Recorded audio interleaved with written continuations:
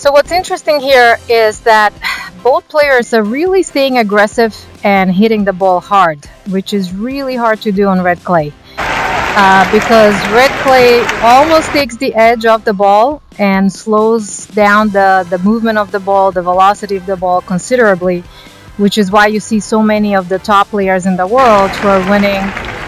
the US Open, Wimbledon, Australian Open. You see them struggling at Roland Garros because, again, it almost forces the players to expand their game and their skill set. But what is different here is that Sabalenka is still able to be aggressive while moving around the court incredibly well and really forcing Stevens to play aggressively, more aggressively, which is not working as well for her, right? Because you have somebody else like Sabalenka forcing you to play Sabalenka's game, which really works for her.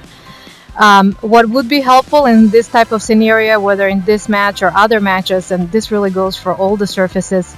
is to take the pace off the ball. So if I were Sloane Stevens right here, instead of hitting the ball hard and trying to match Sabalenka's pace, you really almost have to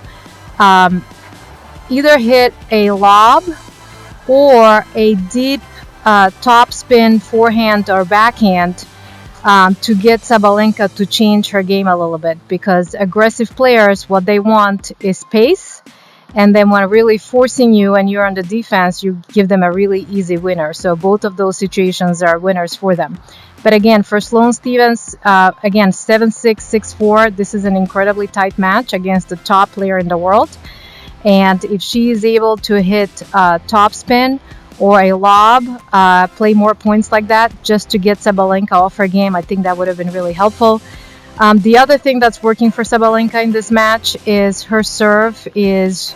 really a weapon. You see Sloane, again, the red clay takes off the pace of the ball a lot, so it's really hard to hit an amazing serve, but Sabalenka's serve is working a little better and it's a weapon for her,